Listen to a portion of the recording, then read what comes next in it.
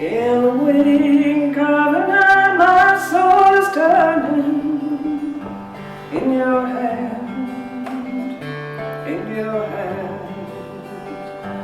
Are you going away with no word of farewell? Will there be not a trace left behind? Well, I could have loved you better, I didn't mean to be unkind. You know that was the last thing on my mind. As I lie in my bed in the morning, without you, without you.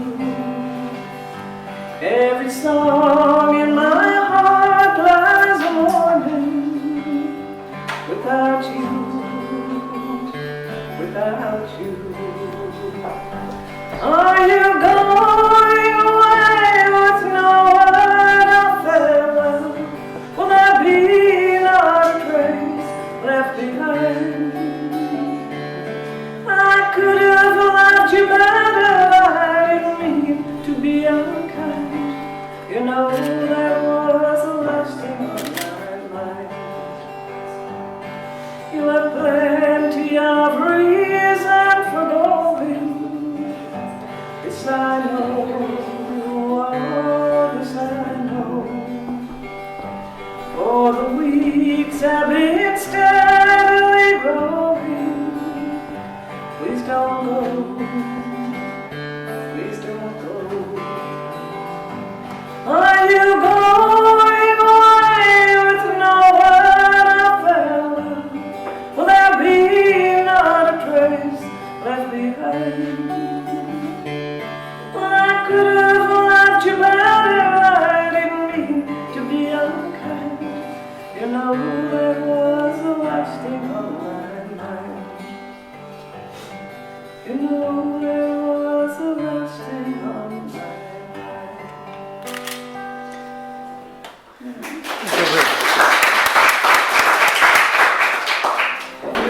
Okay, everybody. My name is John Taylor from the Limerick Writer Centre, and I'd like to welcome you all to this central event of the April is Poetry Month in Limerick 2024, the annual Desmond O'Grady Memorial Reading, presented in association with Poetry Ireland. And as part of tonight's event, we'll be announcing the result of the Desmond O'Grady International Poetry Competition, and we're delighted that the judge, Andre Broomfield, could join us tonight to announce the winner. So a few words about the poet that we are celebrating this evening. Desmond O'Grady was born in Limerick in 1935, started writing poetry in his teens.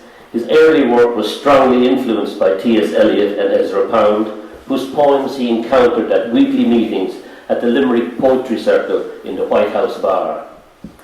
But the Limerick city where Desmond grew up was, in his words, a place where the houses are quiet, the children are few, and the lovers are fewer still.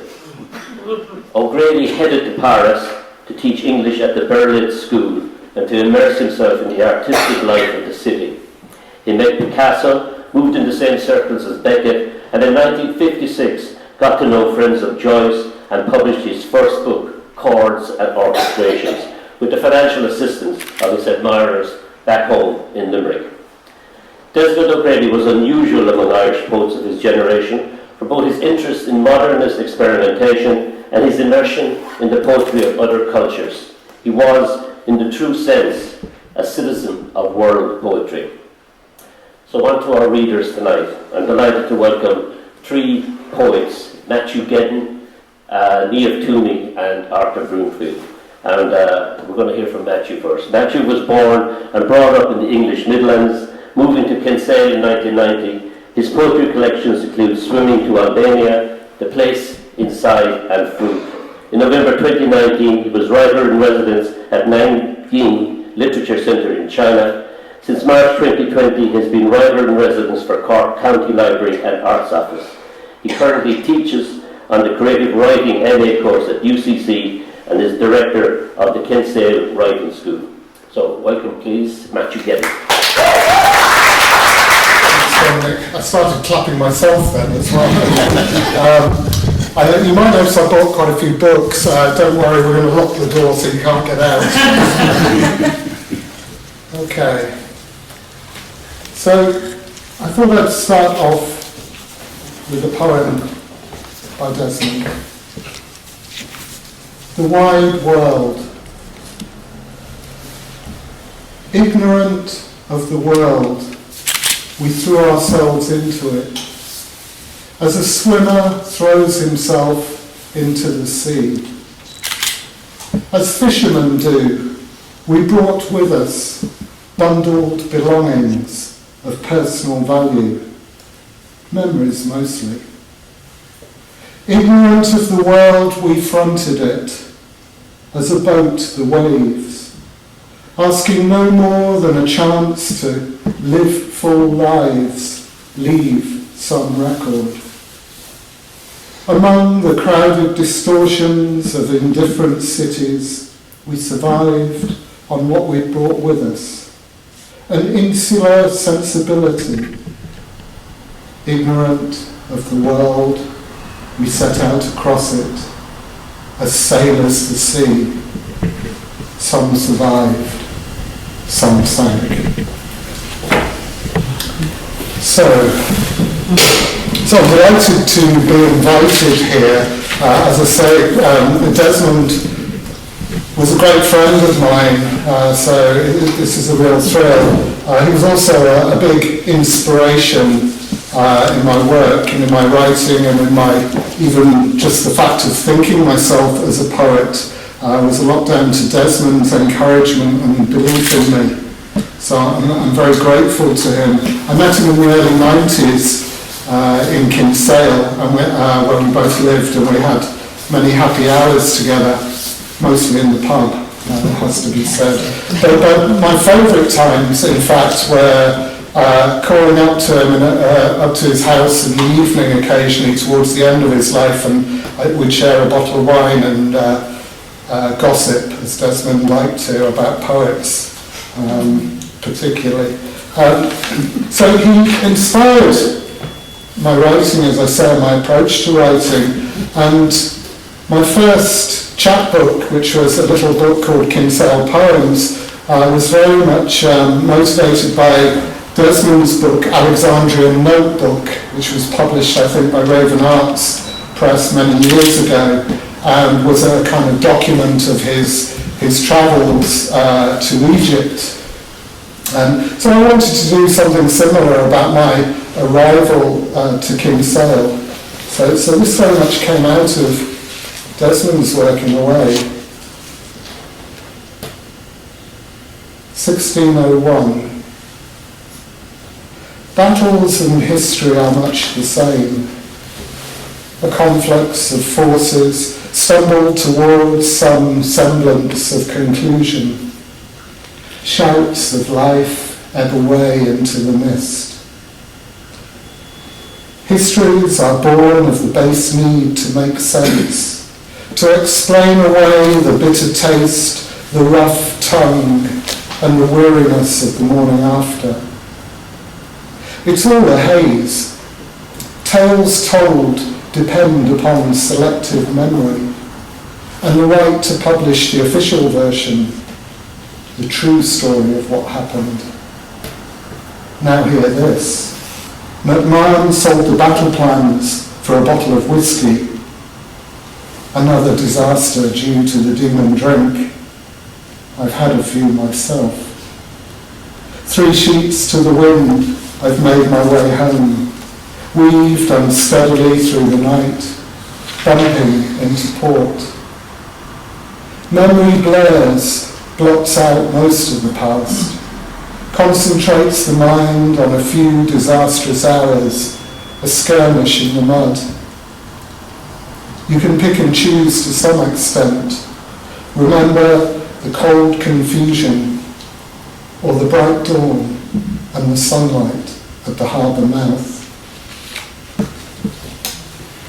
And so I'd like to read a poem that I actually wrote for Desmond, and he told me he liked it, I believed him. It's actually a sestina, for those of you who are interested in form, and for those of you who aren't interested in form, it's still a sestina. The poet returns with his catch. Each springtime you make your return from distant winters on stormy seas, where navigation is a form of verse, a careful orientation along the dark edge of Europe and beyond. The time has come to see the hook of harbour once more, to forsake the coffee bars once a refuge, and mull over the winter's returns. This town where you spread your lifetime's catch stands witness to death from overseas. But do not forget the rest of us in the dark and struggling with a fish or line of verse. Every lifelong odyssey has its verse, each cadence captured only once. You have cast your net into dark brooding oceans and annually returned with glints of jewels from strange seas and fishermen's tales of the best of times. This trawling tradition connects us to times long since disappeared beneath the waves, to verse hauled in from the depths of ancient seas. The secret is to feel no fear, to enter once again lost libraries and ports, to return anew with eyes like phosphorescence in the dark. Pound knew the value of scanning the dark ages, culling versions of a different time, until he too began to sink, to return to the past and not come back, his verse all that remains. Desmond, more than once I've heard you tell of those ice-cold seas. In this pub where Selkirk set out for unknown seas, you speak to me of the memory of darkness and the need to seek light. All at once I realise the scheme that binds the passage of time and the absolute necessity of working in verse, working towards the next return.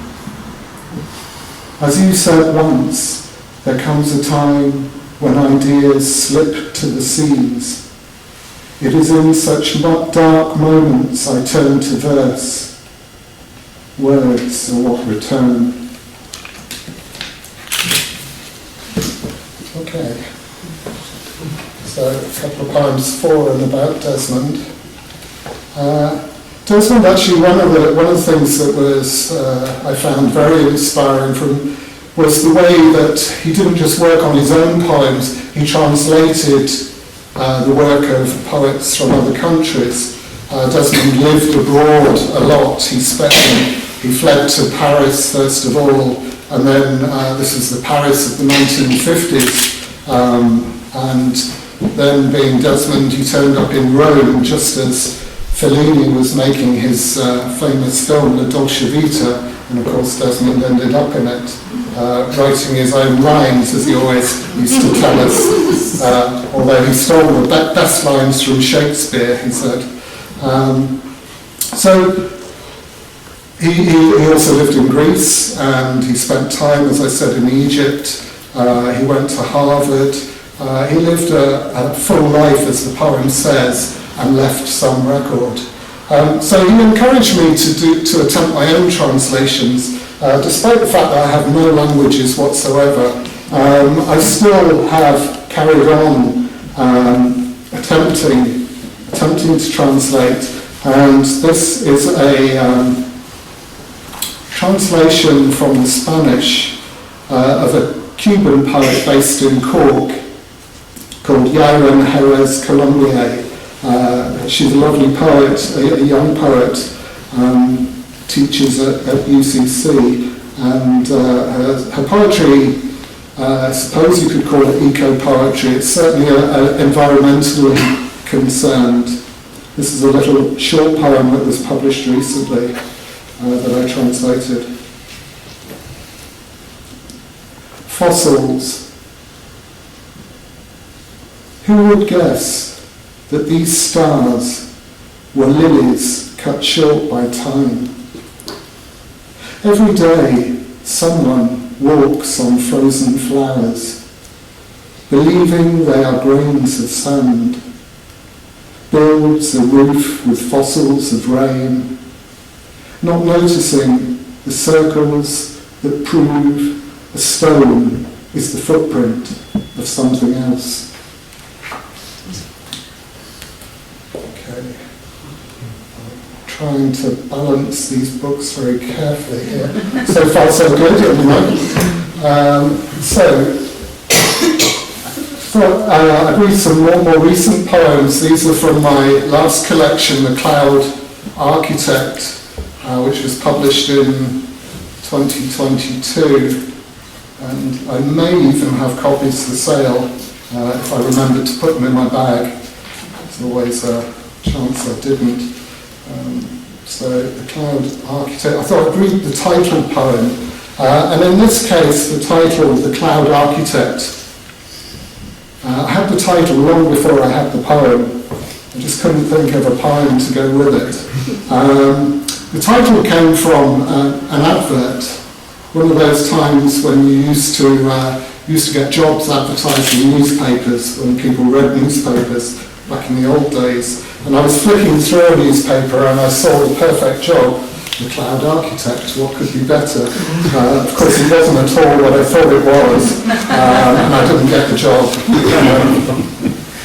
So I thought, after I got the title, about 2 years later, I finally got the poem, because I was commissioned to write a poem about the Elysian Tower in Cork, which, if you listen to Cork people, is one of the tallest buildings in the world.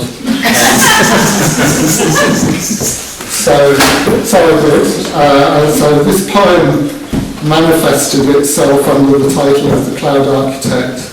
I'm not sure if there's anything else you need to know. No. The Cloud Architect.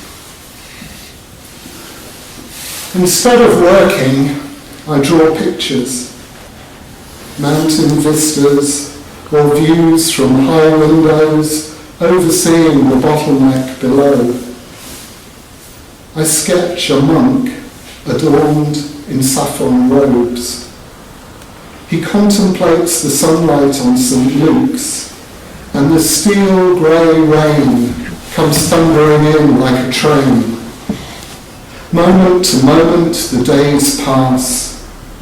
The pine door isn't aware of spring. The dormers weather the storm, and cumulus radiatus crosses from sky to sky, each one on the point of breakdown. When night falls, I slowly disappear. Clouds dissolve in the dark, and a small orange sun flickers, then fades away. Twilight consumes the tower that was there. All that is solid melts into air. Okay. So, for no reason at all, I thought I'd read a poem called Rousseau's Jungle. Henri Rousseau was a primitive painter of the late 19th century and early 20th century, best known for his jungle scenes. You might have seen some of them.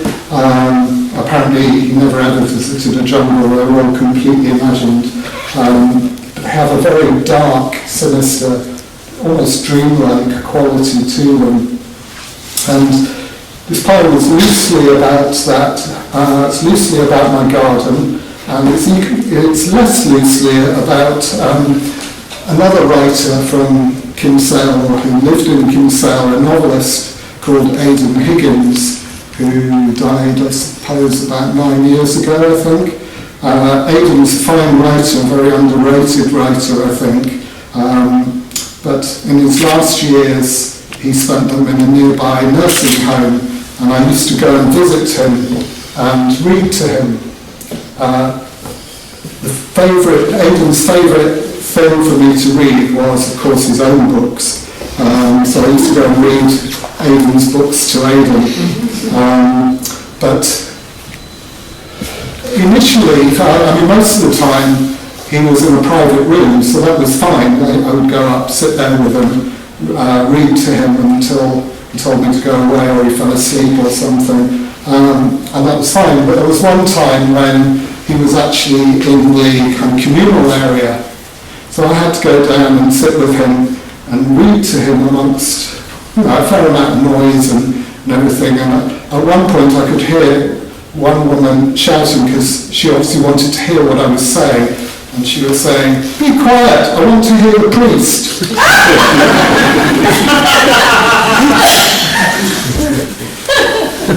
Rousseau's jungle.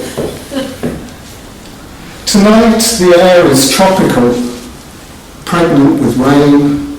Cascades of colour fall into your lap as you sit beneath the collapsed rose. Pendulous figs sway to some distant rhythm. Someone sings your name, and dinosaurs break from the undergrowth, running blindly to extinction. I think of him, living in his cut-up world, where the familiar is made strange. A cocktail of drugs swallowed with tea and toast. I remember the words we shared, the dark recognition that burns holes in the heart, and the gradual sinking towards the earth. If you listen carefully, you can hear the priest. He hums to himself in another room, prepares for tomorrow's Mass. Okay, and for some reason I always pair this poem with another one called Brazil, and I'd like to read this for a visitor, Sandy Yolon. This is a poem called Brazil. It's loosely using excerpts from Elizabeth Bishop's letters, very loosely. There's probably none left actually after editing, but we'll pretend there is. Brazil. Aimless yellow clouds drift into the living room, punctuating conversation. Weather fronts push in from the kitchen, and I stare into the unblinking eye of a toucan. I live with strangeness, an uneasy pact with unfamiliarity, which curls like a blood-red snake through the trees. There are terrific thunderstorms in the static afternoons, and sometimes a witch-like woman comes to call, defining me with her huge blue eyes. At night, occasional candles burn on the beach, and the sea creeps in across the sand. Tomorrow I'll go back to the Amazon. I don't know if I'll ever go home.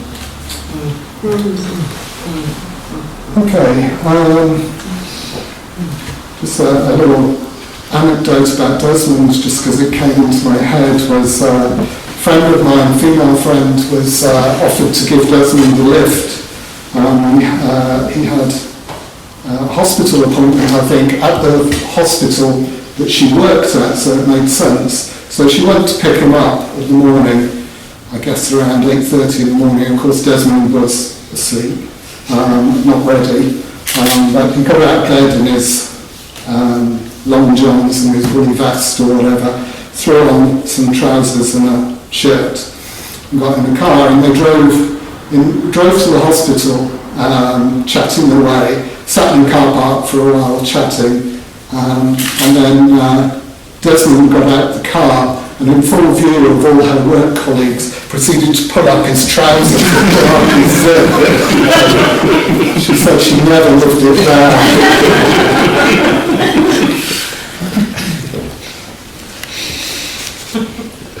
Anyway, a few years ago I was lucky enough to go on an exchange between Cork and Coventry. I was sent as one of the Cork poets, which is a little bit weird because I'm actually from Coventry, so I don't quite know what they made of it, but anyway. So one of the great things about that was that I got the chance to read at one of the most haunted buildings in England, and although I don't believe in ghosts, I'm apparently very suggestible, because I realise there's loads of ghost poems in this. Anyway, there was one ghost in particular that lived in this building, and I was quite intrigued by it because it actually lived in a bookcase in the library, and it was apparently a lusty ghost known as Hot Tom. Hot Tom. All history is here, in the corridors of the moat house, ghostly goings-on that take place when worlds collide, uttered into dust. Our circle narrows, drawn together in war and peace, listening to the sound of bombs falling like overweight petals dropping from a black rose. As we line up for photographs, a ray of light shines through me, caught up in the memory of what must have been, the little girl still seen occasionally on her way to neither here nor there, the cold, dark butterfly that rises from dust, flies free into the November night, and in the library, Hot Tom stirs, restless in the bookcase, leather-bound books surround him in stories, but he longs to return to reality, to bedding Tamworth wenches, living out the revolution with lust and gunpowder.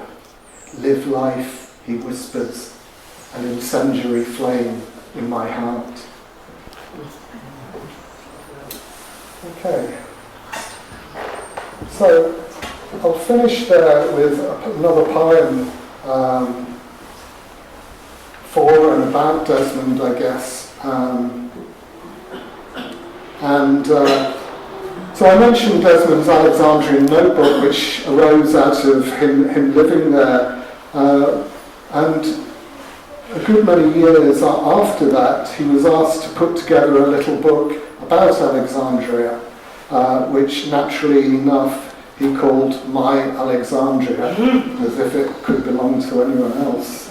So anyway, I helped him put it together. I typed up the poems and sent them off. Desmond couldn't use computer typewriter or anything like that, so he used people for those kind of things, friends, etc. So he said that when we get the book published, that we'll try and organise going over and visiting Alexandria together. I kind of knew it would never happen, and it didn't. But I thought, well, it might not have happened in real life, but in the poetic world, of course, I can imagine it did. So this is my last poem. Thank you very much for coming along, and thank you, Dominic, particularly for inviting me. Alexandria. Together, as ghosts, we strolled, lost in a modernised world. Shops have been turned around, occupants moved on, rings run round their once bright eyes. Here, in this imagined city of my heart, we chase Cavafy's shadow down blind alleyways, slip between light and dark as the sun appears to leave us. You tell me of the cafe bars your younger self frequents, a glass of conversation at the end of the day. I drink it all in. The dust, hot air blown ashore, and the glitter of glances as we pass. Here we are in your lost city, walking our way through lifetimes, empires falling as we talk, making our way to port. Thank you.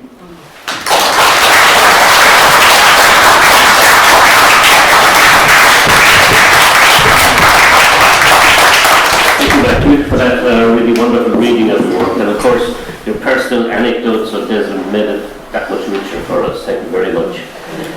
We'll come to our second reader tonight. Niamh Twomey is a poet from County Clare, and she's the actual winner of the 2023 Desmond O'Grady International Poetry Competition and 2022 the Trim Poetry Competition. Her work has appeared in journals and anthologies such as London Magazine, Rattle, Local Wonders, Poem of Our Immediate, and Banshee, among others. She's currently pursuing a PhD in poetry at Queen's University, Belfast. So please welcome Niamh Twomey.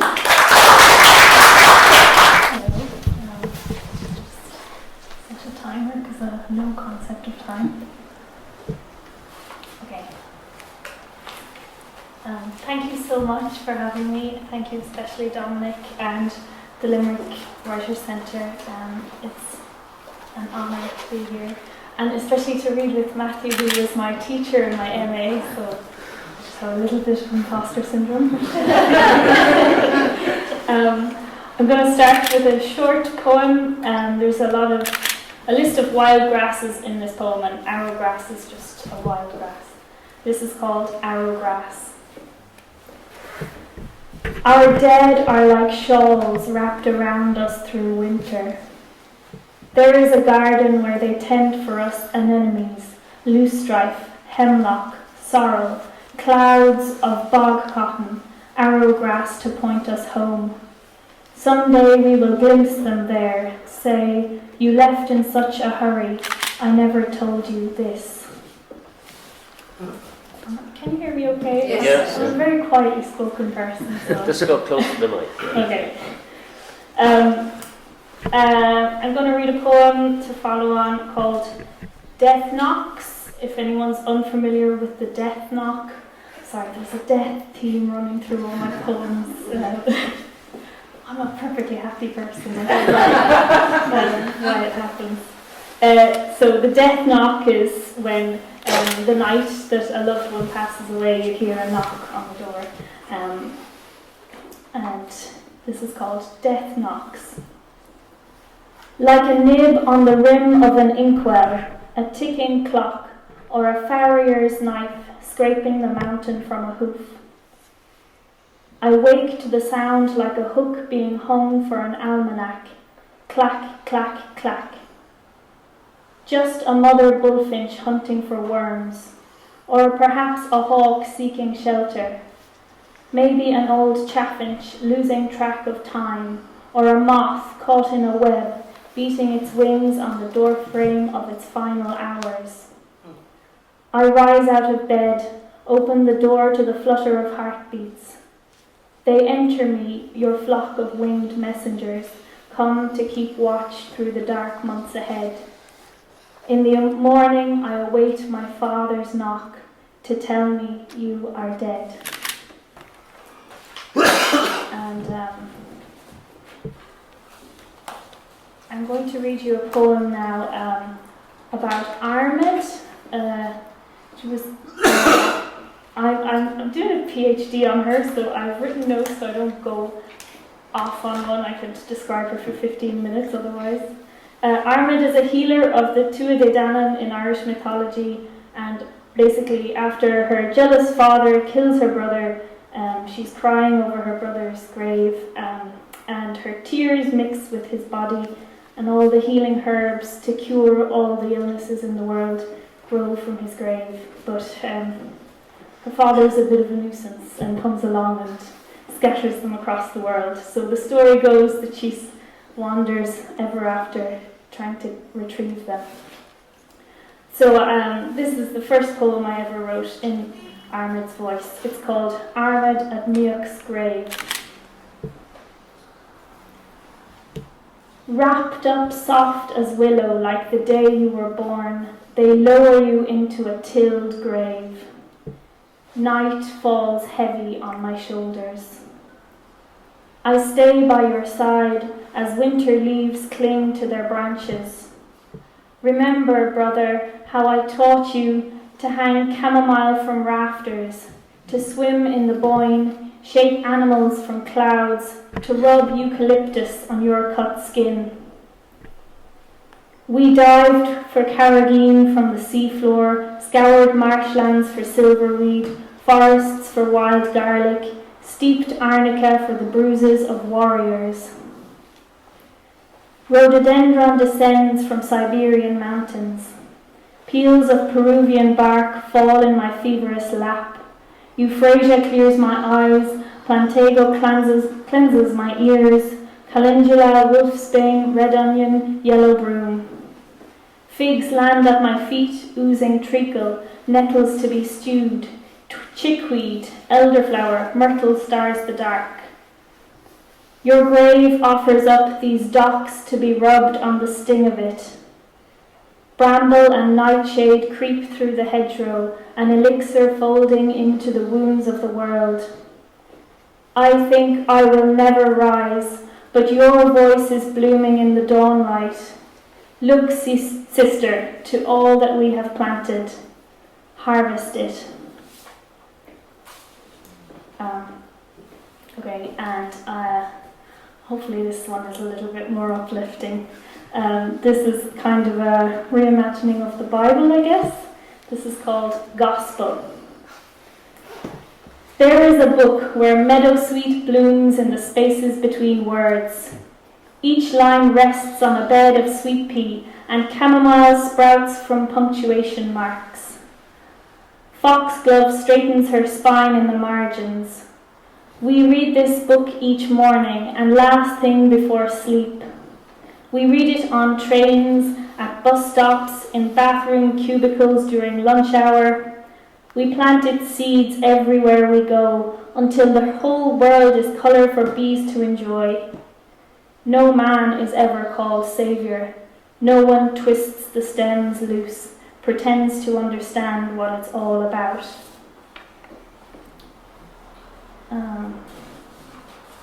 I did put these in order originally, but I don't know what happens when you're... okay, I'll read this one anyway. This is another Cork poem. I think Cork always comes up. This is about my grandfather. It's called Parallel. And it's in 4 parts, but they're short, don't worry. Number 1. In the shed, enough crooked nails to pin up the night sky, saws sway like chimes from the rafters. Grandad hunts the scrap pile for the right cut of wood. From his armchair in the evenings, he keeps an eye on the fire, feeds it blocks, worn-out bedposts to keep the winter out.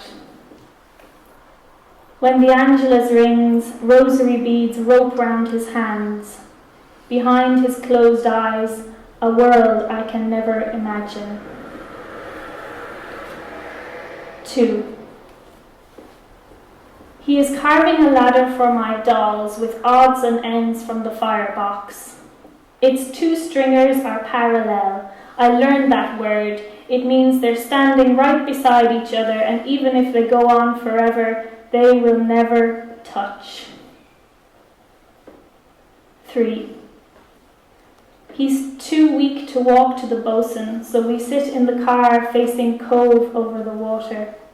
Between us, a bag of chips and 60 years. I unpack greasy paper. He tells me he built the shipyard across the harbour. I'm trying to picture it now, trying to meet him there, the man with his sleeves rolled up, dust wearing thin the knees of his work pants as he hauls the future onto a trailer. 4. Perched on the sawhorse, I watch him at work, ask for a turn. He stays near, his giant hands shepherd mine, hold me steady as I dance the saw across his pencil line.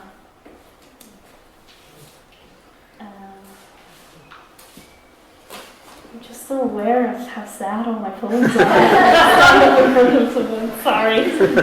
Hopefully there's a happy one somewhere near the end. This is a dead dog poem. It's called Coo. Coo is the Irish for hound, like Coo Cullen. That was a light bulb moment for me when I realised Coo meant the Hound of Cullen. You really were a big dog. I had to call my ex to come heave you into the wheelbarrow. Your one-wheeled hearse whined as it crossed the field, corpse jolting as we wrenched over potholes. I had to reach out, stop you from toppling. The underworld is full of stones. The only ground soft enough was under the old trampoline. He told me to look away, jerked the handles and let you fall, nose first, into rot. Your black coat lost its sheen as we shoveled muck. I asked him to stay, but he had work.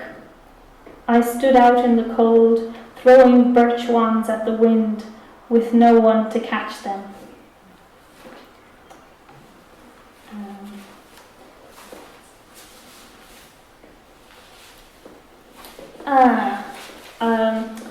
This is a poem called Herb. It's about the definition of a herb. You know, those random things you end up looking at on the internet. Herb. Noun, like weed or love, a human construct.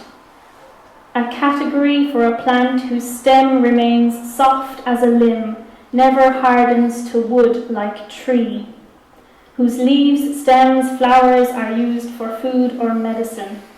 Here is the human again, overfilling his pockets with parts of you, leaving in return a word, like herb, like loss, like perennial, native, harvest.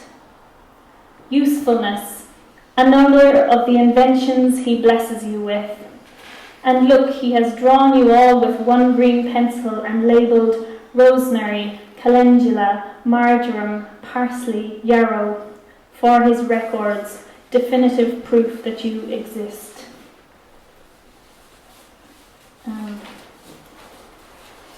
That's my fight on behalf of the herbs. This one is called Will, as in what you leave behind. Will. My knapweed brush, evening primrose and speedwell, I leave them to the bees who gifted me honey, always sweetened the garden. The willow that springs along the bank outside my window, I leave to the birds whose symphony roused me each morning.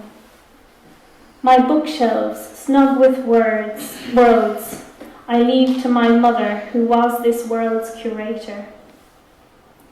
The woods that hold wisdom like ground elder, I leave to foxes and badgers, that they may shelter in its pulsing roots.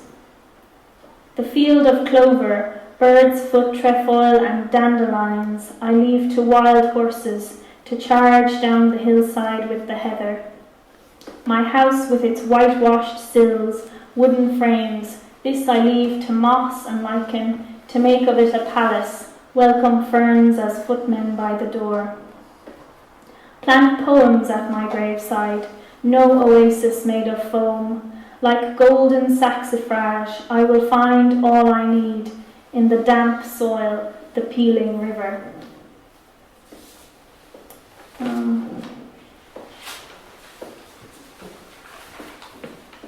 There's one I'm waiting for it to come up. I'm sure I printed it. Yes. There's an environmental element to a lot of my poems you may have picked up on, but it's very explicit in this one, kind of directly references sea levels rising. This is called The Last Tenants. The last tenants left waist-high coat hooks in the hallway. Biro scrawls on the doorframe to track growth spurts. Now squatters sharpen their claws on skirting boards, climb the banister like an oak. River seeps under the shut door, topples an armchair, raids the dresser, unhooks paintings one by one, comes to collect our debts. Pointless to hope the girl who measured 3'4" last August is on a boat somewhere, dry, tall enough to cast a net, haul an oar. Oh, a happy one. Well, neutral. I mean, how happy is a poem ever? This is called Moths and comes from another random Google search on Wikipedia. The Wikipedia page for moths is quite interesting if you're into weird things. So this is called Moths. Atlas moth, largest in the world with a wingspan like a ruler, surface area of 2 napkins folded along the diagonal. Hercules moth, largest in Australia with no appetite, wings shaped like tear ducts. White witch moth, the Lepidopteran, an order of insects, see also butterfly, with the longest wingspan. Death's head hawk moth, pattern skull-like, associated with evil, stars in the silence of the lambs. Peppered moth, Luna moth, grease moth, known to feed on rendered human fat. Madagascan sunset moth, the Marilyn Monroe of Lepidoptera. Emperor gum moth, Polyphemus moth, bogong moth, ornate moth. And this ghost moth, misguided by my bedside light, insists I put my book down. Nightly he wakes me just to say, "Look at the moon, how magnificent." It would help if I could say the word magnificent.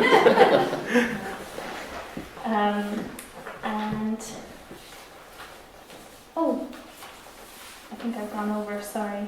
I just wanted to end with the one that, my Lucky Charm poem that won the Desmond O'Grady competition last year, and I'm still so delighted that I did.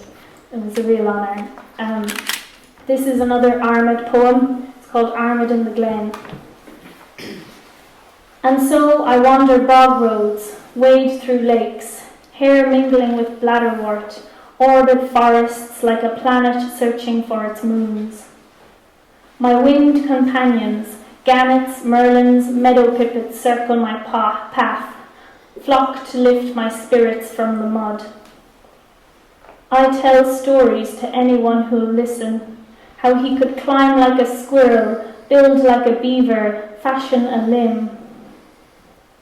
Worms rise toward the rainfall of my tears. Wrens bathe in the salt pools of my clavicles. Bats fold in the caves of my clothes. A robin presses his fluttering heart to my palm, perches on the bough of my lifeline.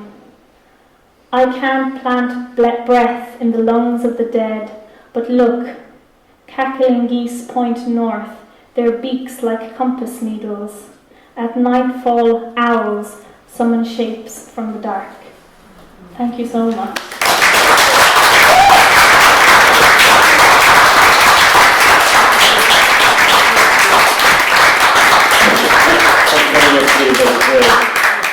Don't worry about having to have happy poems. I can vouch for that the pursuit of happiness is much overrated. Our final guest reader is Andre Broomfield, the judge of this year's competition and a Revival Press published poet. And although it's not widely known, he has probably sold more poetry books than any other poet in Ireland over the past few years. So, Andre Broomfield. Good to be here and honoured to be here and to be reading these two marvellous poets. As I said, it's an honour to be here and an honour to be reading with these two marvellous poets. very humble, I can assure you. But here it goes anyway. So the first one I want to read, it's a childhood memory really. In those days, the farmers saved their grain, their sheaves and all that, and the threshing machine came around, and all the neighbours came around and helped out and so on. So anyway, this poem recalls the night that this thrashing mill arrived in our yard when I was a small boy. It's called The Night Bannon's Thrashing Mill Arrived in Our Yard, in memory of Johnny Bannon, who died May the 11th, 2011. Johnny Bannon won my respect. How's that? Can you hear me? Yes. Johnny Bannon won my respect the day he declined to wash his hands. "They're grand, ma'am, thanks."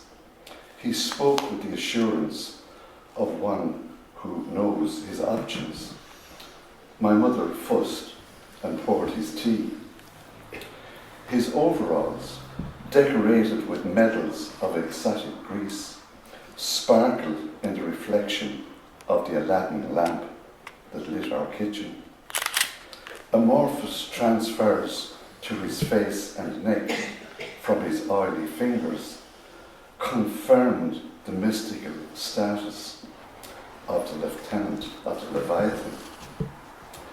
I imagined his railwayman's cap, badged and braided, the armour-plated engine storming along the front, he leaning out the side door, barking glad tidings of bushel weight to expectant farmers at agricultural speed.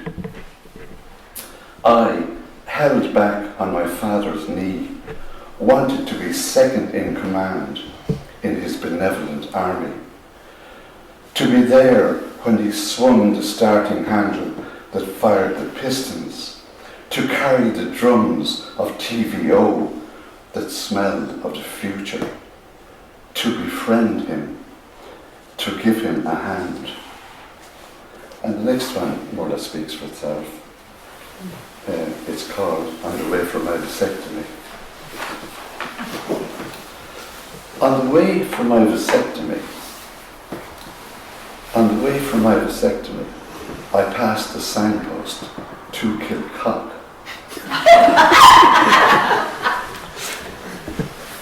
Haunted by the omen, I mentioned it to Dr. Wren. My friends still ask me, does it hurt? Do you miss anything? Does it feel the same? Well, I sometimes tell them, I was on that road again lately, and the signpost is still there. And sometimes I used to go to the Cork Jazz Festival, and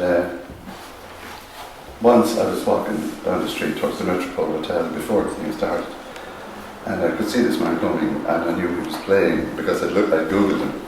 Charles McPherson, or he calls himself McPherson, is from California. So I recognised him anyway, and so this is about our meeting. We're kind of friends ever since, and Facebook friends.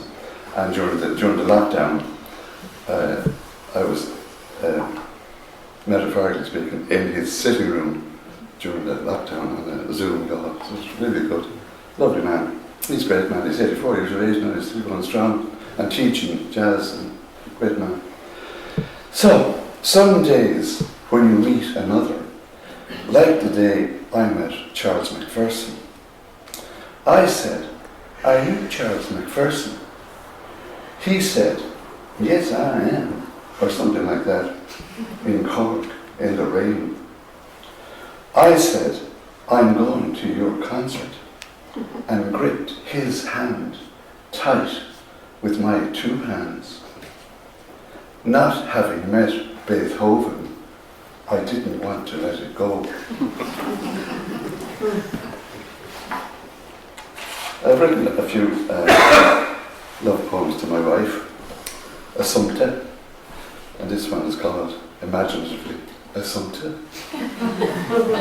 This was the first time I met her in a mutual friend's house, and she was helping Mrs. Darmody to paper the house, paper the living room. So, Assumpta, you were in your element the first time I laid eyes on you, as you helped Mrs. Darmody spruce up her sitting room. You dished out know-how, stepping back and forward, hands on hips, across the improvised kitchen table, measuring up the wallpaper, cutting it to precision, matching it even into the corners where the nosy might hope to find a flaw. I wasn't drawn to the design, if the paper had a design at all. Didn't care if the paint had a silk finish. I just remember you poised in the elements, focusing on how it could turn out, wondering if you'd fall, that your eyes were a special blue, and thinking you were too busy to notice me. She admitted about 30 years later.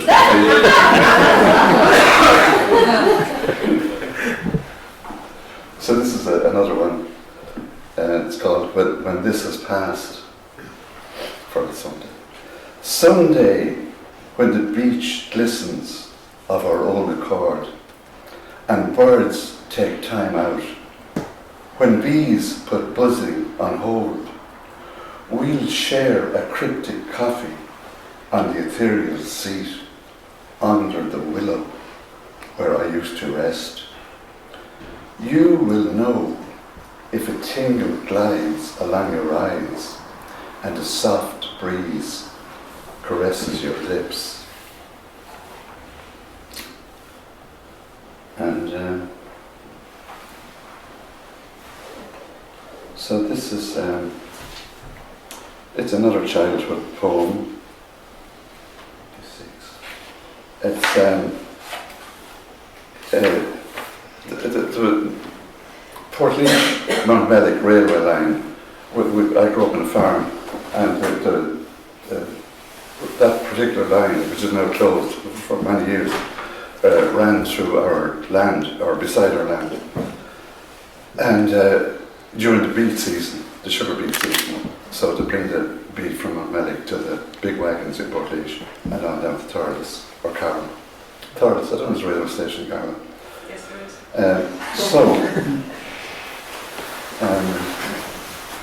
Where am I? 36. So that this poem is about the excitement of a young boy, waiting for the train and hearing it coming around 7 o'clock every night in the winter time, in October and November and so on. October evening, Clonrare. Clonrare is the place where I grew up. The sky hung high above the silent moon, beyond Venus and Duffin's Cross. It was time before the Archers and radio newsreel to run across the yard towards the Horsefield gate, past the sleeping hens, the hushed ducks, the munching cowhouse and hay-filled haggard, teeming with countrified rats and mice, themselves fulfilling the narrative that made them, each believing in its particular subterranean crevice.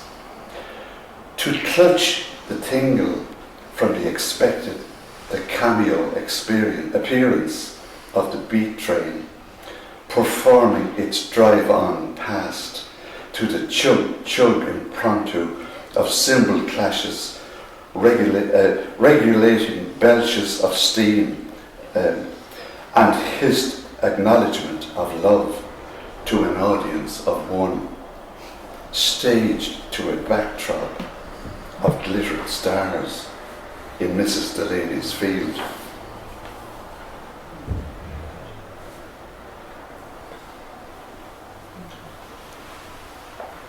Yeah, so this poem, the bee woman works at her hive, and my wife was a gardener at one stage, worked with on the gardens, and they got into bees, the owner, and so a lady friend of hers who was an artist painted this painting.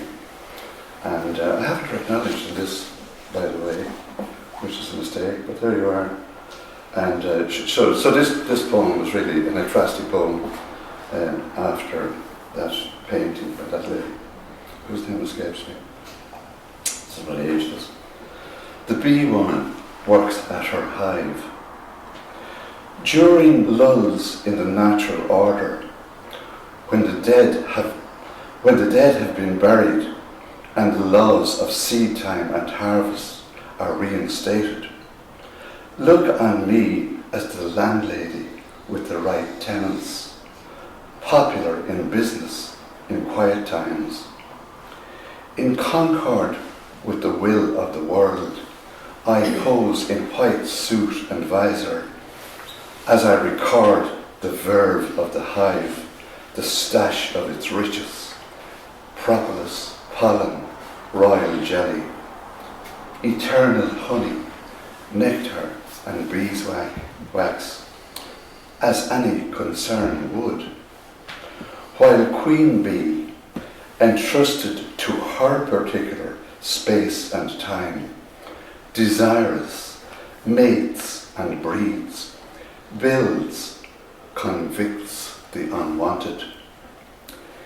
In normal time I emerge when the whiff of ordnance in the air sets the lines buzzing with rumours of wars, and the forest flora and ferocious winds snarl in tremendous arguments, scattering the indecisive rhododendron, accommodating what the land will allow.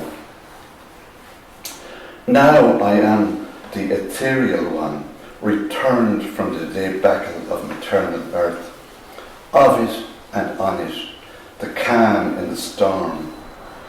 I am here in the hum and whir of these zips and zooms, visible as a pallid robe and medieval yellow gloves, the infinite spirit that assumes presence, laying hands on the pollinating hive.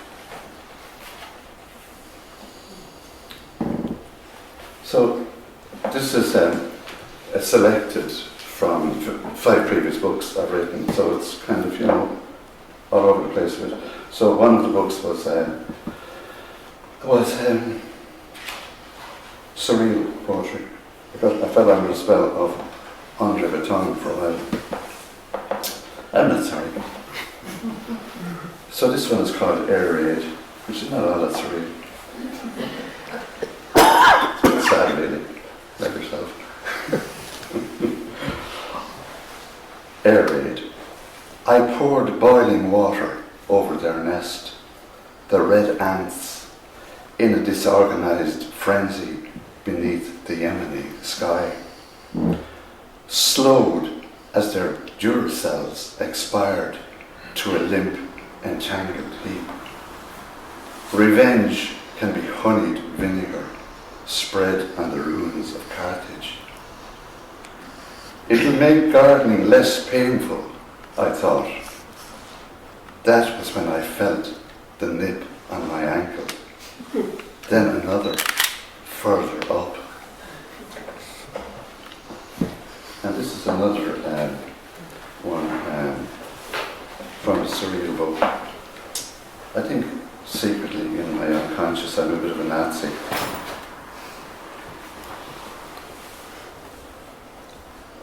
One of those people in their unconscious who thinks Hitler was a dangerous liberal. He ponders his reality. This is a surreal poem. So after weeks of walking into Costa, wearing my jacket, chinos and shirt, top 2 buttons open, the reunion with stares and silences, the smirks and embarrassed shuffles, the rapture of a clientele uneasy with the freak in their midst. I made the grand eloquent choice to dress normally, to facilitate the coffee drinking public. It wasn't an easy decision to fit in with the crowd, to revert to what I had been. But sometimes the pressure to conform can condemn, like an ant that succeeds in navigating a block of margarine up the rock of Dunamace. So I rose to the reality of life without wheels, donned the tedious garb of everyday, white gown trailing the ground, burning cross lavished on back, swastika on chest. I think Hitler was a bad artist, but that's what they expect. I'm a liberal when it comes to taste. And settled the seasoned jags of my crown of thorns in the lime-stained scars around my head. I wondered, should I lead my pet rat in, as I do at weddings and funerals? But that would be banal. Even the boring can be exiled. I fell into my normal gait, the relaxed one I keep for Tesco, where the aisles are wide and long. Having checked that my jackboots were free of flesh and blood, and joined the goose-stepping throng, marching for their morning coffee. So now I have a few new poems for a book that's work in progress at the moment, and these are a bit different than anything I've ever written before. I've written a good few of them. They're a bit dark, I suppose. Kind of like T.S. Eliot, and and I think actually what's going on in these poems is that actually I believe in the poems that this place is hell, that we're in hell. So this one's called Ypres, after the battles and so on, Ypres, the trenches. In this theatre, where the stage lights are broken bones that glint in the full moon, a girl in a walk-on part pouts, reaches for a man in uniform. He, now a puff of vapour, drifts in the smoke and dust, props loaned from an old production. She mingles with other men. They unearth springtime and harvest with picks and shovels, make homes for themselves where worms who made their homes with the bristle of their bodies mine the perma-soil for rotting leaves. Here men wake to Flanders mud, the sons and sons of mortar fire and cannon, the moan of fallen comrades, while the nascent beast, teeth brushed, claws edged, adds the finishing touches, rouge and ruby red lipstick before the curtain rises.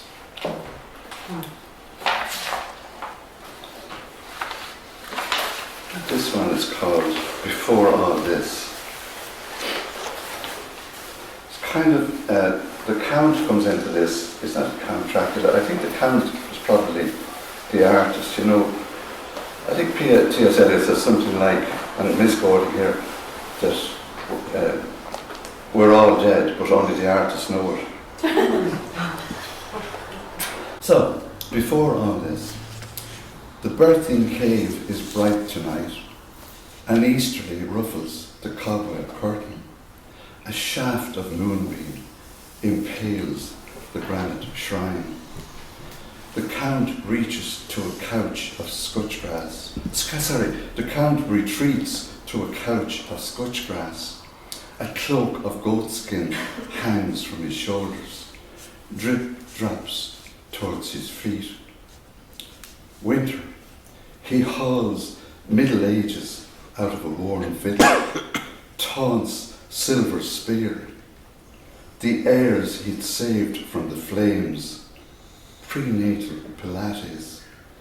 Heat to the bebop fruit bat.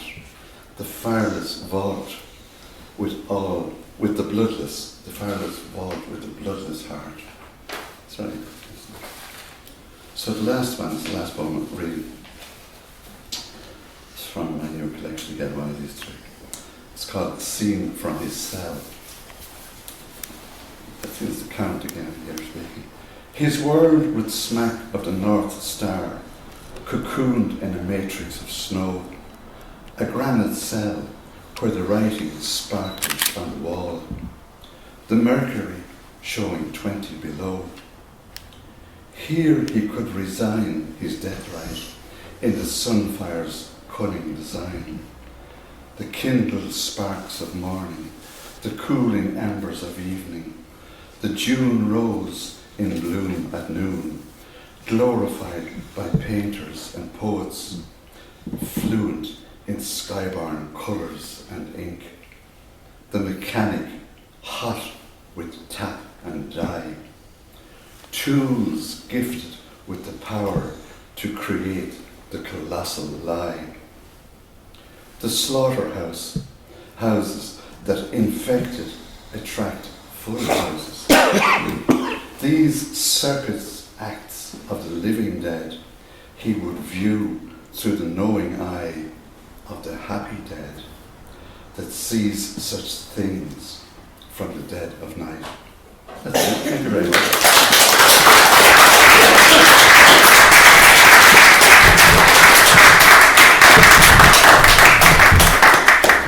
Thank you, Arthur. Now I'm going to ask him to come up again as the judge for the Desmond O'Grady International Poetry Competition 2024 to announce the winning poem and the winning poet. And I'm delighted to say that the winning poet is in the house, so they're going to read the winning poem. So Arthur, can you come up again? I can, just trying to find my notes here. There it is. You read, I have found it. Okay.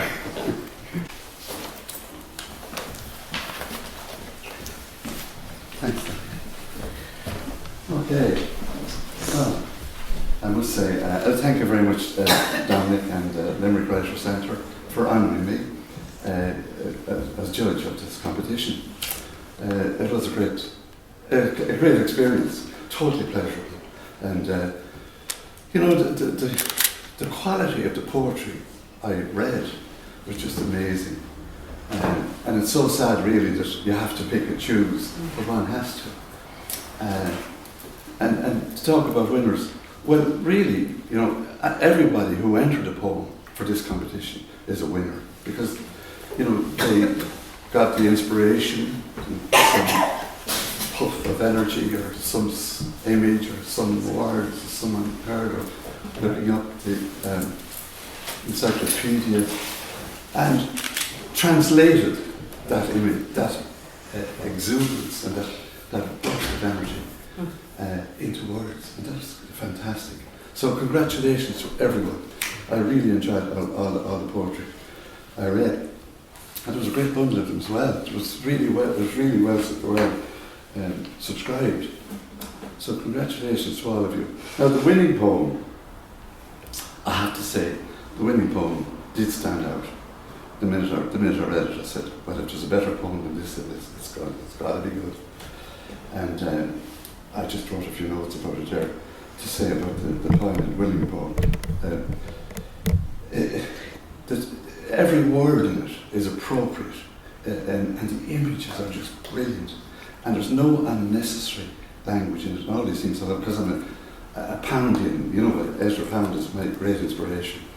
And it's really what's driving the poem is this sadness and this strong emotion And it really just hit me there and then when I read it, and I just couldn't forget about it. And of course, in the company that the poem is in, it's a really tremendous achievement. You know, it just says so much about the other poets as well, the other poems. So I have a great pleasure in announcing the poem that won the competition. It's called The Afters, and it's written by Ger Duffy, who's here somewhere.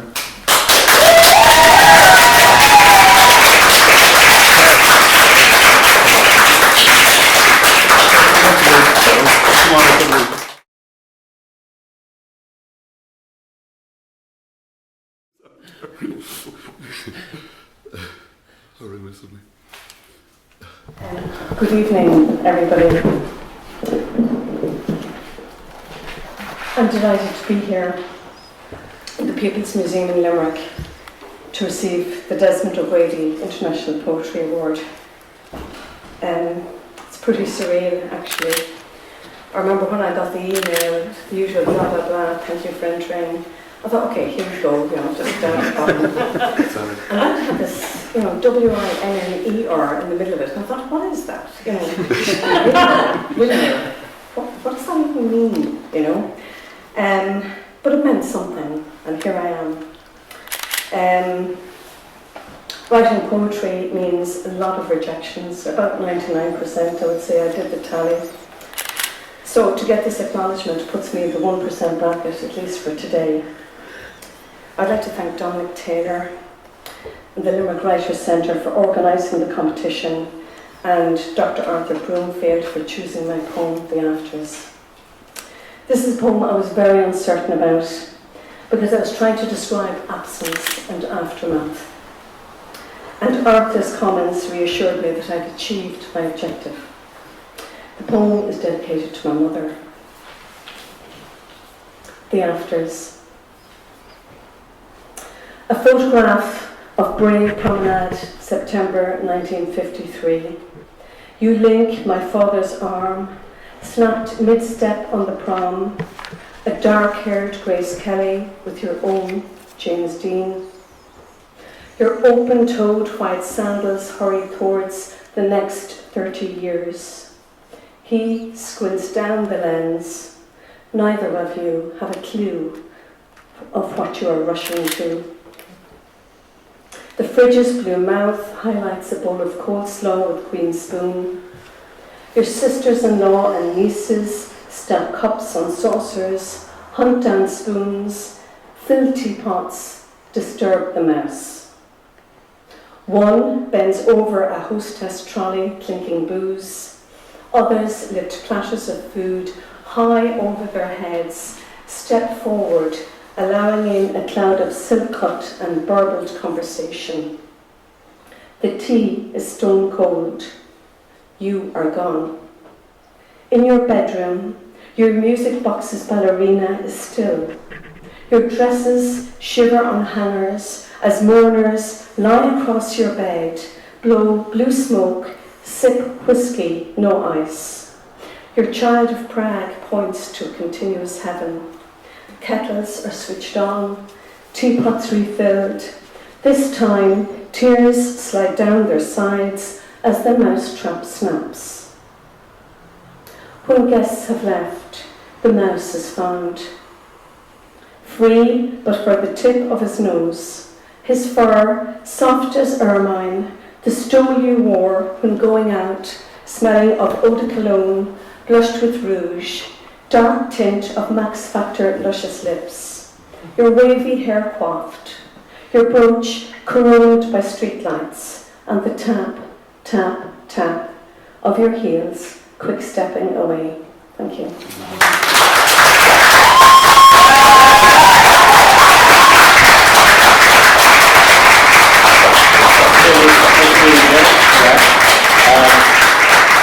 As well as the winner, there was 10. Arthur chose 10 commended poems, highly commended poems, and I know that there's at least 3 of those people those poets in the house tonight. So we're just going to hear those poems as well. So could I ask Barbara Dunn to come up and read her commended poem?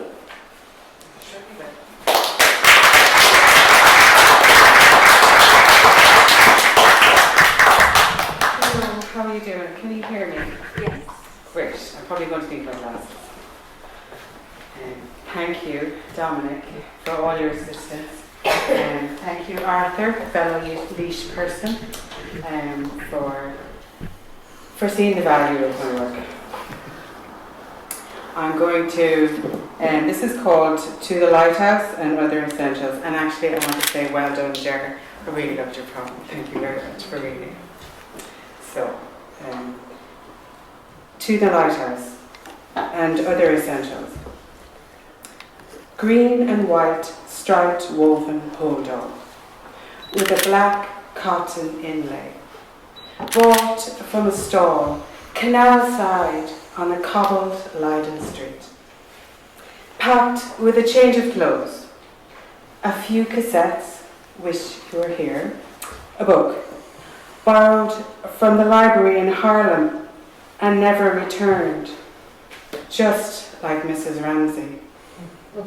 Living from a rucksack, it's amazing how little one needs, really. New black shoes, bite your heels with every step. The beams of oncoming cars are searchlights, tracing the stamp of your body, then pass over an enforced backpacker with nowhere to go. You've a week to get out, you'd said.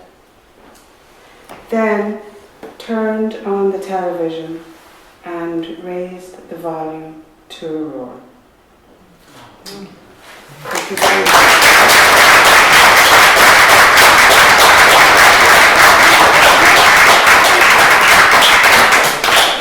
Thanks a million, Barbara.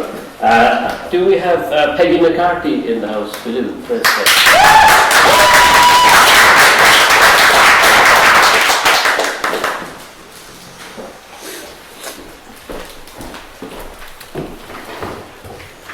Thank you, Dominic, and it's a joy to be here tonight in Limerick. And congratulations, Jared, that beautiful poem. And it was a joy to listen to Matthew, Niamh, and Arthur. Thank you. Dread, After Fear by Kieran Carson. I dread nights when I wake with a start. I dread words unspoken that might reconcile. I dread exhausted limbs in the very last mile. I dread the disaster of losing. I've not learned the art. I dread sly innuendo that seeks to thwart. I dread the lure of the middle aisle. I dread the dip to a frown from a smile. I dread the dwindling beats of my fisted heart. I dread the thunk of a poisoned dart. I dread the mob, loud and hostile. I dread when swallows are set to depart. I dread the graveside posy starting to spoil. I dread the old wound begin to smart. I dread this listing just might be futile.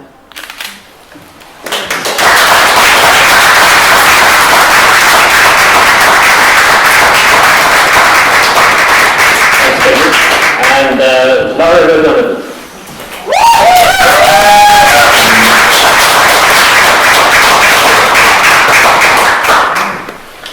Thanks so much, Dominic and Arthur, and thanks so much to the Limerick Writers' Centre. You do fine work for all us Irish writers, and I, for one, am very grateful for all the opportunities. And Ger, what a fantastic poem. I've never been happier to be beaten in a competition in my life. This poem, I don't really write love poems, and this is the closest I probably ever got. and it's about my dog, so I don't know what that says, but taxidermy heart. When my dog dies, I will cut beneath his chin and draw down to his abdomen. I will open him, separating layers of fat and fascia until I find cold viscera inside. I will reach in, pluck out his heart to cradle in my cupped hands the same way I held his whole body to my chest the day we met. I will strip his muscles, kiss each fibrous strand that sped him across fields through forest.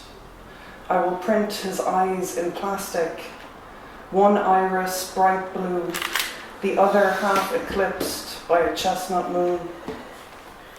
I will thoroughly flesh his hide, removing every speck that gave him warmth. I will turn out his lids, his lips, his ears, and with a soft towel absorb his last drops of slow blood.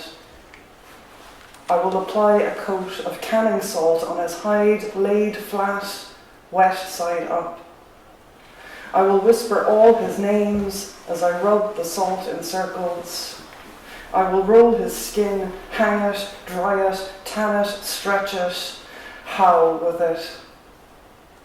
I will drape it on a cushioned mannequin, pin it tight to his new body, and lock stitch an invisible seam.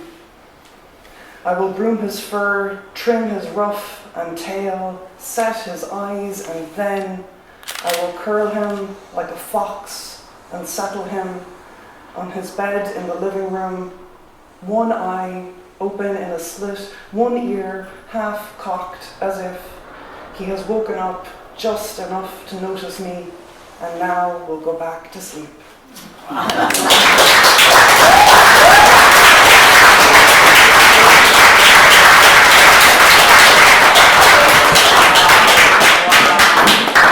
Last but not least, our own Marie student.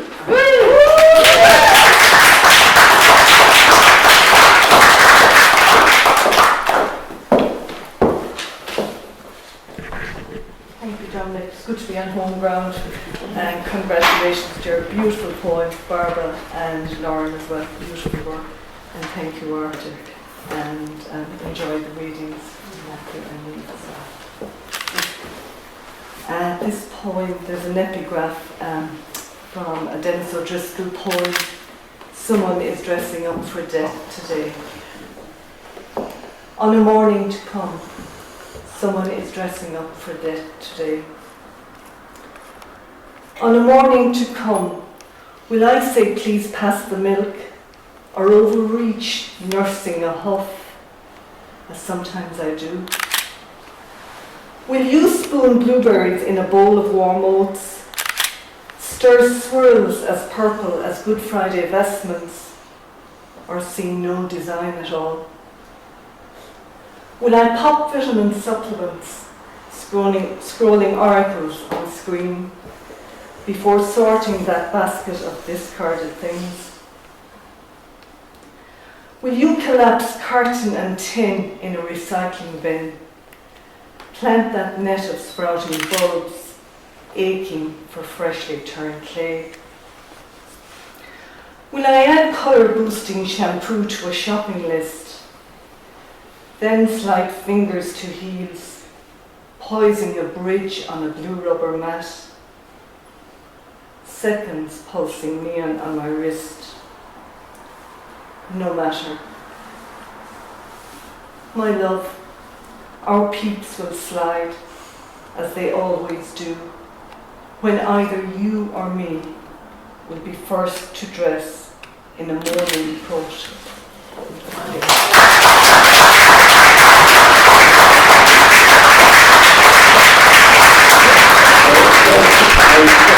One other thing I want to do, over the years we've run the competition, we get a spattering of poems in Irish, and they have been increasing. So this year we appointed our poetry editor Tommy Collins as sort of a judge for the Irish entries. And there wasn't an awful lot, but we hope to increase that in the years to come. And I'll let Tommy tell you, we've put a special prize for the best Irish poem in Irish, and so I'll let Tommy introduce that. Good morning, Dominic. Just where you record you, agus talúcar an dúis seo ógurs nacht. Before an organ event of Walter and Comortas show, it was an honour to be asked to be a small part of such a fantastic event tonight and to judge the Irish language entries for the Desmond O'Grady International Poetry Competition. Former Típolis Cuigdeg, Shadeg, Unsrága agus Gugna Gacianacha or Chaidan Fear Ard. Cuirsha Shin on Oz or Akiganam Kane, the Baguglan, Kjartan, Buator, Fioka Amak. To echo what Arthur said, it was a joy to see the standard of the entries, but it was also quite a challenge as a judge to pick a winner. What I did was to try and narrow it down to a short list of 8, then 6, then 4, then 2, then 1. I think from the 8 pieces that I shortlisted, they were all unsigned, so judging them anonymously, I guess there were probably 4 poets behind the entries that I liked the most. Bhíornaí Vassar Stíl, Ceartaíocht, Teachsrus, agus an dul bhain Mohucánach a bhí gach píosa. Blairgrave, Sáiríocht Stains ag Fervor na Vili in rubric sin. It was my first time ever being asked to judge, so I set out a number of categories, including style, craftsmanship, the overall message and emotional impact of the poems, and the vast majority achieved very highly under all of those headings. Sin Roiche, that said, ní féidirach don Owen Fioca. I could only choose one winner, agus Osarmanacht Katrina Lane Ogert, or Vuator, Asocta Piesa, Bon an Chinnick. Fila da Yanga Gasha Katrina, Aruga Malia Clia, agus Taconi Urhi, Gunamara and Lane to Shaw. Tá Danta agus Gershgate to Duckwood Fadja, ag Poetry Ireland, and Nas Fasta, August and Alton Ella. So I just wanted to congratulate Katrina Lane for her winning poem, Bon an Chinnick. For anyone who isn't familiar with her work, Katrina is a bilingual writer who has published both poems and short stories. She can't be here tonight, but she did send us the following as part of a message this morning.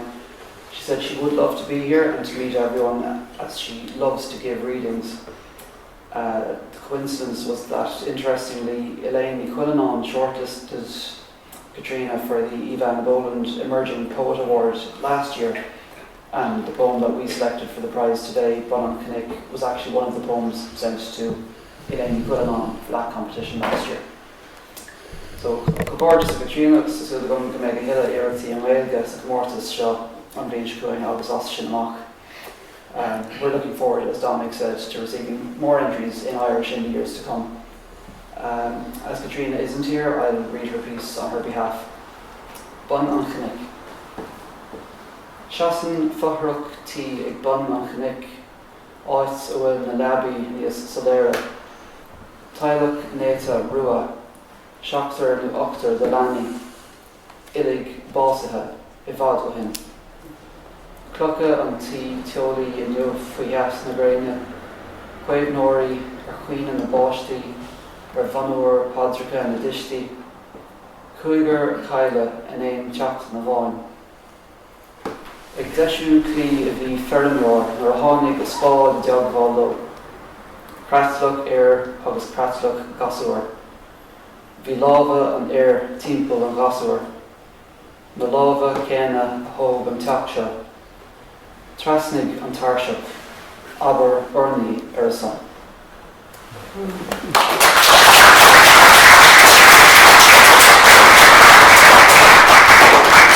That's it, so I'd like to thank you all for coming. I'd like to thank Philip for the music. Maybe she might play another song. She's got frozen over there in the garden. If there's some books over there as well that we've published. I might have a look through them if you're interested. And if you're in Limerick, come along to some of the other events that we have for the rest of the month. Thank you very much.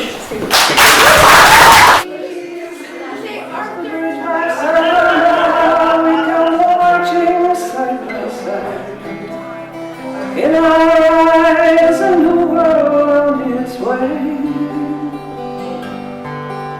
Hope was in our hearts, and justice would not be denied. We sang, we shall overcome someday. God knows the courage we possessed, and that says it best. How beautiful upon the mountains are the steps of those who walk in peace. How beautiful upon the mountains are the steps of those who walk in peace. Marching round the White House, marching round the Pentagon, marching round the mighty missile plants, speaking truth to power, seeking peace in Babylon. They're asking us why not give peace a chance.